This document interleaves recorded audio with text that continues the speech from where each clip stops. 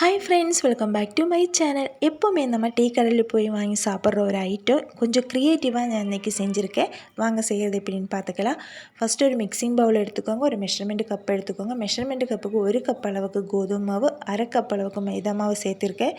1/4 spoon சீரகம் நல்லா crush பண்ணி போட்டிருக்கேன். உங்கள்கிட்ட சீரக பொடி இருக்குன்னா அதை நீங்கள் ஆட் பண்ணிக்கோங்க. ஒரு 1/4 ஸ்பூன் மிளகுத்தூள், மாவுக்கு தேவையான சால்ட்டு சேர்த்திருக்கேன். 2 டேபிள் ஸ்பூன் அளவுக்கு ஆயில் சேர்த்திருக்கேன். தேங்காய் எண்ணெய் தவிர்த்து மற்ற எந்த ஆயிலாக இருந்தாலும் பரவாயில்ல, நெய், பட்டராக இருந்தாலும் நீங்கள் ஆட் பண்ணிக்கலாம்.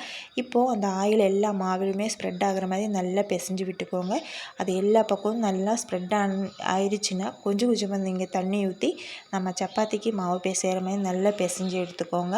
இப்போ பாருங்கள், இப்போ மாவு நம்மளோடது ரெடி ஆயிடுச்சு. இப்போ நல்லா பிசைஞ்சு விட்டு அதையே ஒரு 5 நிமிஷம் 10 நிமிஷத்துக்கு அது பண்ண அங்கே இருக்கட்டும், உரமாக இருக்கட்டும், அது பண்ண ரெஸ்ட் எடுக்கட்டும். இப்போது ஒரு மிக்சிங் பவுல் எடுத்துக்கோங்க. அதில் ஒரு 2 மீடியம் சைஸுக்கு உருளைக்கிழங்கு, இந்த மெஷர்மெண்ட் கப்புக்கு 1/4 கப் அளவுக்கு நான் க்ரீன் பீஸ் 2 மணி நேரம் ஊற வச்சு குக்கரில் போட்டு இது 2 உருளைக்கிழங்கு க்ரீன் பீஸையுமே குக்கரில் கொஞ்சமாக மஞ்சத்தூள் போட்டு நல்லா வேக வச்சு எடுத்துருக்கோம் பாருங்கள். அதுக்கப்புறம் ஒரு மீடியம் சைஸ் அளவுக்கு பெரிய வெங்காயம் கட் பண்ணி போட்டிருக்கேன். ஒரு கொத்து கொத்தமல்லி தழை சேர்த்திருக்கேன். 1 டீஸ்பூன் அளவுக்கு சில்லி ஃப்ளேக்ஸ், நம்மளோட வரமிளகு ஒரு மிக்ஸி ஜாரில் போட்டு க்ரஷ் பண்ணி எடுத்தால் சில்லி ஃப்ளேக்ஸ் ஆயிடுச்சு. அப்புறம் 1 டேபிள் ஸ்பூன் அளவுக்கு டொமேட்டோ சாஸ் சேர்த்திருக்கேன். கொஞ்சம் ஒரு 1/2 லெமன் புளிஞ்சு ஊற்றியிருக்கேன். இப்போ நம்ம மசாலா சேர்த்திடலாம். ஒரு 1/4 ஸ்பூன் அளவுக்கு சாட் மசாலா, ஒரு 1/4 ஸ்பூன் அளவுக்கு சாம்பார் தூள், அவ்வளோதான். உங்கள்கிட்ட சாட் மசாலா இல்லைன்னா நீங்கள் கரம் மசாலா, அதுக்கு பகரமாக கரம் மசாலா சேர்த்திக்கோங்க. இப்போ இதுக்கு தேவையான சால்ட்டு ஒரு 1/4 ஸ்பூன் சேர்த்திட்டு இப்போ இதையே நம்ம நல்லா மசிக்க வேண்டாம். ஒரு அளவுக்கு க்ரீன் பீஸ் எல்லாம் கொஞ்சம் நமக்கு கடிக்கிறதுக்கும் கிடைக்கணும், அந்த அளவுக்கு நீங்கள் நல்லா மசித்து எடுத்துக்கோங்க. இப்போ பாருங்கள், இந்த மாதிரி தான் இருக்குது. கொஞ்சம் ஒரு மீடியம் சைஸ் அளவுக்கு தான் நான் மசித்து எடுத்துருக்கோம். உருளைக்கிழங்கெல்லாம் நல்லா மசிஞ்சிருச்சு. இந்த க்ரீன் பீஸ் எல்லாம் கொஞ்சம் இடையில கடிக்கிற மாதிரி நான் போட்டிருக்கேன், அவ்வளோதான். இப்போது நம்மளோட மாவை எடுத்துடலாம். இப்போது நம்ம இதையே நல்லா சப்பாத்திக்கு நம்ம எப்படி பிசைஞ்சு நம்ம ரோல் பண்ணி எடுக்கிறோமோ அந்த மாதிரி நல்லா எடுக்க போகிறோம். இப்போது நல்லா ஒரு நிமிஷத்து அளவுக்கு நல்லா பிசைஞ்சுக்கோங்க. அதுக்கப்புறம் நம்ம நல்லா உருண்டை பிடிச்சிடலாம். உங்களுக்கு மாவு எவ்வளோ தேவையோ அந்த அளவுக்கு நீங்கள் பார்த்து எடுத்துக்கோங்க.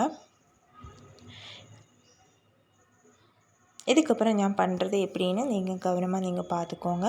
என்னோடய சேனல் நீங்கள் ஃபஸ்ட் டைம் பார்க்குறீங்கன்னா எப்போவுமே சொல்கிற மாதிரி தான், வீடியோஸ் பிடிச்சிருந்தா மட்டும் நீங்கள் லைக் பண்ணுங்கள். அப்புறம் கொஞ்சம் வெரைட்டியாக இருக்குது அப்படின்னு நீங்கள் நினச்சிங்கன்னா உங்களோட ஃப்ரெண்ட்ஸு, ரிலேட்டிவ்ஸுக்கெல்லாம் ஷேர் பண்ணுங்கள்.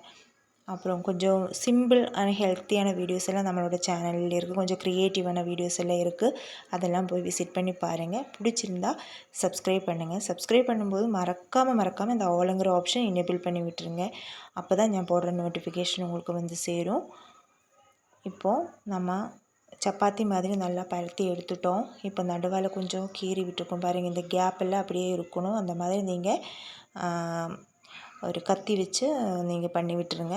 இப்போது நம்ம மிக்ஸ் பண்ணி வச்சுருக்க நம்மளோட உருளைக்கிழங்கு க்ரீன் பீஸ் அந்த அதுக்குள்ளே போட்டு ஸ்டஃப் பண்ணி இப்போ அந்த ஓரமெல்லாம் நல்லா அமுத்தி விட்டுருங்க. இப்போ நல்லா ரோல் பண்ணி இப்படி ரவுண்டாக ரோல் பண்ணி எடுத்துடலாம். இந்த ஓரம் கீழே இந்த மேலையெல்லாம் கொஞ்சம் நல்லா ப்ரெஸ் பண்ணி விட்டுருங்க. ஏன்னா உருளைக்கிழங்கு அந்த க்ரீன் பீஸ் எல்லாம் இருக்கிறது வெளியில் வராமல் இருக்குது. நம்ம வேக வைக்கும்போது வெளியில் வராமல் இருக்கிறதுக்கு இப்போ மற்றதும் அதே மாதிரி நம்ம பண்ணி எடுத்துடலாம். நம்ம எப்போவுமே சமோசா வேறு ரீதியில் தான் நம்ம பண்ணுறோம். இது இப்போ புதுசாக இது பண்ணியிருக்கோம். உங்களுக்கு ஒவ்வொருத்தருக்கு தெரிஞ்சிருக்கும், ஒவ்வொருத்தருக்கு தெரிஞ்சிருக்காது எப்படின்னு. ஏன்னா இப்படி க்ரியேட்டிவாலாம் நம்ம திங்க் பண்ணி செஞ்சு நம்ம விருந்தாளிகள்லாம் வந்து நம்ம செஞ்சு கொடுக்கும்போது அவங்களுக்கு ரொம்பவே அவங்க அட்ராக்டிவாக இருக்கும். இப்படியெல்லாம் அப்படின்னு அவங்க நினைப்பாங்க. ஏன்னா ஹோட்டலில் மட்டும்தான் இந்த மாதிரி ஷேப்புக்கெல்லாம் கிடைக்கும். பாருங்கள், இப்போ இதெல்லாம் ரெடி ஆயிடுச்சு. இப்போது ஒரு அடுப்பு பற்ற வச்சுக்கோங்க. ஒரு கடாயில் ஏதாவது ஒரு ரிஃபைண்ட் ஆயில் சேர்த்திக்கோங்க. ஆயில் நல்லா சூடாகவும் நம்மளோட பலகாரத்தை அதுக்குள்ளே போட்டுடலாம். திருப்பி போட்டு ஒரு 2 நிமிஷத்துக்கு ஒரு தடவை அப்படி திருப்பி போட்டுருங்க. ஒரு கோல்டன் கலர் ஆனதுக்கப்புறம் நம்ம இதை எடுத்துடலாம். பாருங்கள், இப்போ நல்லா ரெடி ஆயிடுச்சு பாருங்கள். இப்போது மற்றதையுமே நம்ம நல்லா ஃப்ரை பண்ணி எடுக்க போகிறோம்.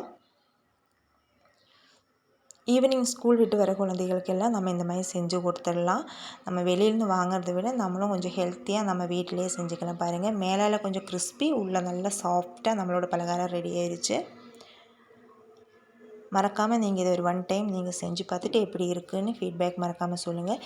டொமேட்டோ சோஸு இல்லைன்னா நம்ம வீட்டிலே தயார் பண்ணுற ஏதாவது ஒரு சட்னி, புதினா சட்னி, புளி சட்னி, அந்த மாதிரி எதாவது இருந்தாலும் நம்ம இதே தொட்டு சாப்பிட்றதுக்கு ரொம்ப சூப்பராக இருக்கும். நாளைக்கு வேறொரு டிஷ்ஷுமாய் வரேன். டாடா, பாய்.